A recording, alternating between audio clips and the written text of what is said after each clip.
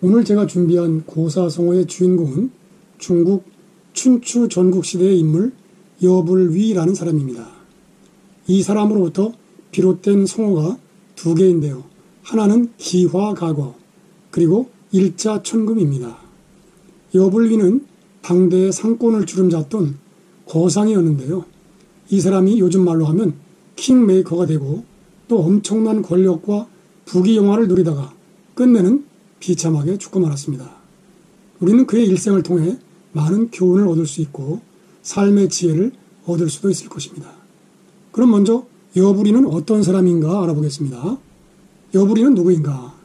때는 중국 전국시대 말 한나라의 큰 장사꾼인 여불위는 무역을 하러 조나라의 도읍 한단에 갔다가 우연히 진나라 소양왕의 손자인 자초가 볼모로서 이곳에 살고 있는 것을 알게 되었습니다. 이때 이 장사꾼의 머리에는 기발한 영감이 번뜩였습니다. 차 기화가거라. 이것이야말로 기화로다. 지금 사두면 훗날 큰 이익을 얻게 될 것이다. 여불위는 즉시 황폐한 삼간 초과에 어렵게 살아가는 자초를 찾아가 이렇게 말했습니다. 왕자님, 귀공의 부군이신 안국군께서 멀지 않아 소양왕의 뒤를 이어 왕위에 오르실 것입니다. 하지만 정빈인 화양부인에게는 소생이 없습니다. 그러면 귀공을 포함하여 20여 명의 서출 왕자 중에서 누구를 태자로 세울까요? 솔직히 말해서 귀공은 결코 유리한 입장에 있다고는 말할 수 없습니다. 그러자 자초 왕자가 그건 그렇소만 어쩔 수 없는 일 아니오? 그러자 여불위가 이렇게 말합니다. 걱정 마십시오. 소생에게는 천금이 있습니다. 그 돈으로 우선 화양부인에게 선물을 하여 환심을 사고 또 널리 인재를 모으십시오. 소생은 귀공의 귀국을 위해 조나라의 고관들에게 손을 쓰겠습니다. 그리고 귀공과 함께 진나라로 가서 태자로 책봉되도록 전력을 다하겠습니다. 그러자 자초는 만약 일이 성사되면 그대와 함께 진나라를 다스리도록 하겠소 하고 말했습니다.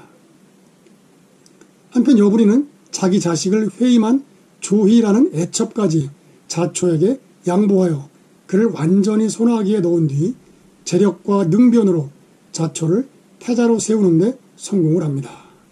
그리고 자초가 왕위에 오르자 그가 장양왕입니다. 그는 재상이 되었으며 조희가 낳은 아들 정은 훗날 시황제가 되었습니다. 그런데 장양왕도 얼마 안 가서 죽고 조희의 아들 영정이 13세에 등극을 하자 모든 정권은 여불위에게 넘어갔고 급기야 황후 조희와 불륜을 저지르는 지경에 이르게 된 것입니다. 이에 점차 불안을 느낀 여불위는 조희에게 노예라고 하는 젊은 사람을 환관으로 둔갑시켜 조희에게 안겨주고 조희에게서 간신히 벗어났습니다. 한편 조희는 환관 노예와의 사이에서 아들을 둘이나 낳는 불륜을 저질렀고 기세가 등등해진 노예는 자기 아들을 왕으로 세우려는 엉뚱한 욕심을 품고 영모를 꾸미다가 어느덧 장성한 영정에게 토벌되어 노예와 두 아들은 죽임을 당하고 어머니 조희는 유폐를 시키고 말았습니다.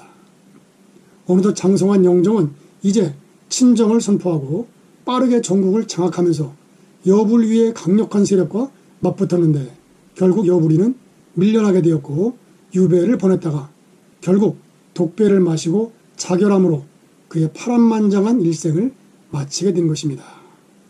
기화가거라. 투자가 성공은 했는지 모르는데 욕심이 지나쳐 화를 부르고 말았습니다. 이어서 일자천금의 유래입니다. 이 성어도 전국시대 여불위로부터 유래한 것입니다. 여불위는 전국시대의 탁월한 거상이자 진나라의 재상이기도 합니다. 여불위는 상업과 정치 방면에 뛰어난 재능이 있었습니다. 우선 그는 상업으로 재력을 얻었고 그것을 바탕으로 진의 장양왕을 도와 진나라 재상이 됩니다. 당시 세력을 가진 사람들은 자신에게 도움이 될 능력 있는 사람을 받아들였는데요. 대표적인 인물로 위나라의 신릉군, 초나라의 춘신군, 조나라의 평원군, 제나라에 맹상군 등이 있었습니다. 이들이 집에 거느린 식객의 수는 수천 명이나 되었습니다. 이를 보고 여부리도 마찬가지로 여러 능력을 갖춘 다양한 식객을 거느렸는데 그 수가 약 3천 명 정도 되었다고 합니다. 그 식객은 여러 계층의 사람들로 이루어져 각자 아는 것, 잘하는 것, 생각하는 것이 다양하였습니다. 여부리는 이 사람들의 생각과 지식을 한데 엮어 책으로 집필하였는데 그 책이 바로 여시춘추입니다. 여부리가 성이 여시였고요. 춘추라고 하는 것은 공자께서 지은 춘추라는 책의 이름을 빌려와서 여시춘추라고 지은 것입니다. 그 양은 26권 160편 20여만 자에 이르는 대단한 책이었습니다. 여시춘추는 선진 시기의 경서 및 제자백과 사상을 모두 담았으며 이를 종합하여 만든 백과사전을 편찬한 것입니다. 여부리는 통일국가 유지를 위한 이론적, 사상적 근거를 확립하기 위해 여시춘추를 제작하였습니다. 여부리는 이 책의 완성도에 대해서 자신감이 있었습니다. 그래서 여기에 한 글자라도 덧붙이거나 깎을 수 있는 자는 상금으로 천금을 주겠다. 유능 증생 일자자 여천금이라고 하였습니다. 바로 여기에서 한 자라도 더할 수도 뺄 수도 없을 정도로 완벽하다는 의미의 일자천금이라는 성어가 유래하게 된 것입니다. 그래서 그 후에 아주 잘된 글이나 시문 또는 서체를 일자천금으로 부르게 된 것입니다. 감사합니다.